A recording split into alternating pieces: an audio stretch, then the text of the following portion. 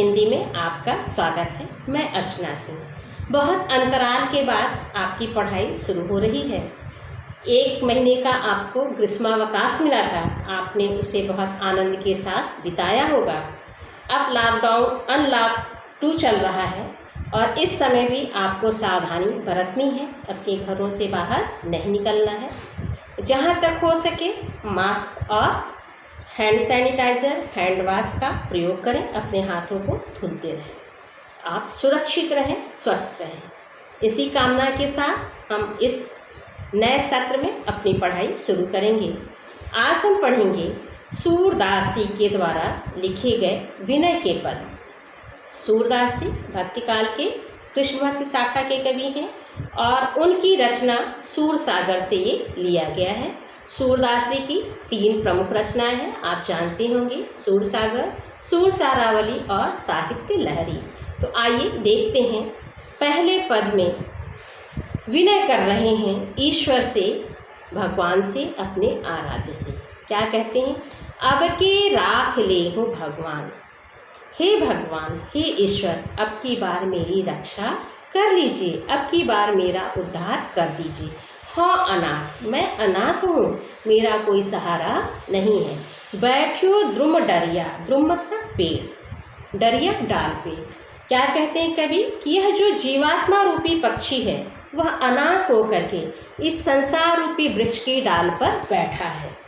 पारधि साधे बाण। अब यहाँ पे देखिए, जैसे कोई पक्षी जो है पेड़ के ऊपर बैठा है और नीचे से शिकारी क्या करता है, बाण का निशाना उस पक्षी की तरफ लगाता है और उस पक्षी जो है उस शिकारी से डर करके भागना चाहता है, लेकिन ऊपर देखता है कि बाज है। बाज क्या करता है, छोटे पक्षियों को मार देता है। तो वह जो है पक्षी डर जाता है कि नीचे शिकारी है और ऊपर बाज है, तो मैं कैसे इनसे बचूं।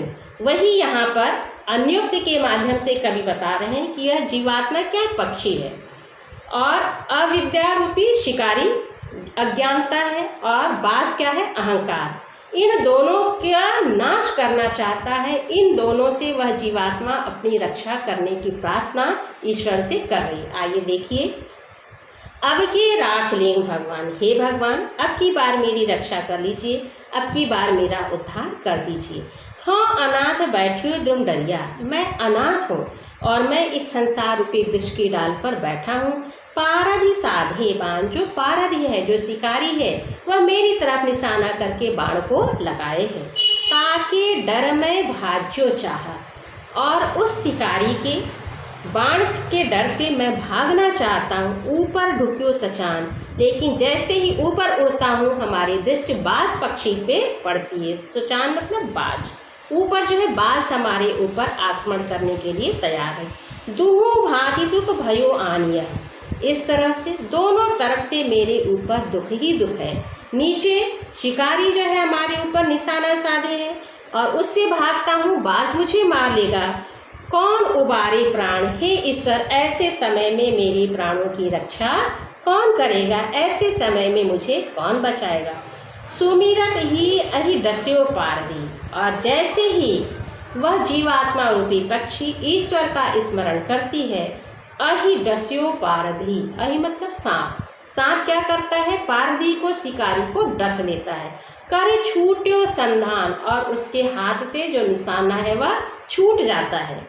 सूरदास सर लग्यो सचाने, सूरदासी कहते हैं निशाना छूट करके सर लग्यो सचाने, उस सचान पक्षी को, उस बाज को वह निशाना लग जाता है। जय जय कृपा निधान, हे कृपा निधान, आपकी जय जयकार है कि आप एक ही बार में मेरे दोनों दुखों को मिटा देते हैं। इस तरह से यहाँ पर कवि ने ईश्वर की कृपा के बारे में बताया है कि ईश्वर का स्मरण करने मात्र से सारे दुख हमारे मिट जाते हैं। और आप इसमें काव्य का सौंदर्य बताएंगे। पूरे पद्यांश में कवि ने किसके बारे में बताया है, भाषा क्या है, अलंकार क्या है। भाषा जैसा कि आप जानते हैं सूरदास जी की भाषा ब्रज भाषा है। अब आइए दूसरे पद का अर्थ देखते हैं। मेरो मन अनंत कहाँ सुख पावे, सूरदास जी क्या कहते हैं कि यह जो मेरा मन है अनंत अन्यत्र जगह पे कहाँ सुख मिलेगा। जैसे उड़ी जहाज को पक्षी फिर जहाज पर आवे, क्या कहते हैं? जैसे जहाज पे बैठा हुआ पक्षी। जहाज कौन सा? जो पानी में चलता है, उस पे पक्षी बैठा है और वह उस जहाज पर से उड़ता है। चारों तरफ जा कर के क्या देखता है? पानी ही पानी है। पुनः वो आकर के उसी जहाज पर लौट आता है। तो क्या कह रहे हैं? जैसे उड़ी जहाज को पक्षी, फिर जहाज पर आवे। जैसे जहाज पे बैठा हुआ पक्षी जहाज पर से उड़ कर के जाना चाहता है, लेकिन चारों तरफ पानी ही पानी देख करके पुनः वह जहाज पर आकर के बैठ जाता है। कमल नयन को छाड़ी महात्म और देव को ध्यावे। हे ईश्वर, जो कमल नेत्र वाले हैं, कमल जैसे नेत्र वाले हैं, जिनके नेत्र क्या है? कमल है। कमल नयन को छाड़ी महात्म, कमल नयन वाले ईश्वर की महिमा को छोड़ करके और देव को ध्यावे। और दूसरे देवता का ध्यान कौन करे? यहाँ कमल नयन में रूपक अलंकार है। परम गंग को छाड़ी पियासो दुर्मति कोप खनावे। और क्या कहते हैं कवि कि हे ईश्वर, आप क्या है? परम पवित्र पावन गंगा की तरह है। अगर कोई प्यासा व्यक्ति परम गंग को छाड़ी पियासो, पियासो मतलब प्यासा, प्यासा व्यक्ति गंगा के पावन पानी को छोड़ करके दुर्मति कूप खनावे और वह अपनी दुर्बुद्धि के कारण, अपनी कुबुद्धि के कारण कुआं खोदता है, वैसे ही आपको छोड़ करके दूसरे देवताओं की आराधना करना है। आप गंगा की तरह पावन हैं और आपको छोड़ करके दूसरे देवताओं की आराधना करना वैसे ही है जैसे प्यासा व्यक्ति गंगा को छोड़ करके पानी के लिए कुआं खोदे। जिह मधुकर अम्बुज रस चाख्यो क्यों करील फल भावे। और क्या कहते हैं? मधुकर मतलब भौरा। जिस भौरे ने अम्बुज के रस को चख लिया है, वह भौरा करील के कसैले फल को क्यों चखना चाहेगा?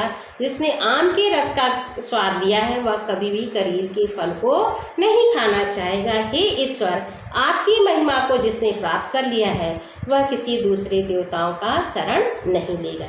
सूरदास प्रभु कामधेनु तज छेरी कौन दुहावे। सूरदासी कहते हैं कि हे ईश्वर, आप कामधेनु की तरह हैं। जैसे कामधेनु सभी कामनाओं को पूर्ण करने वाली है, उसी तरह से आप हमारी सभी इच्छाओं को पूरी करने वाले हैं।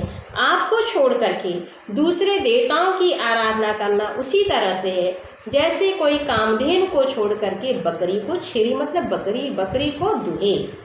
कोई भी कामधेनु गाय को छोड़ करके बकरी को प्राप्त करना नहीं चाहेगा, बकरी को दुहना नहीं चाहेगा।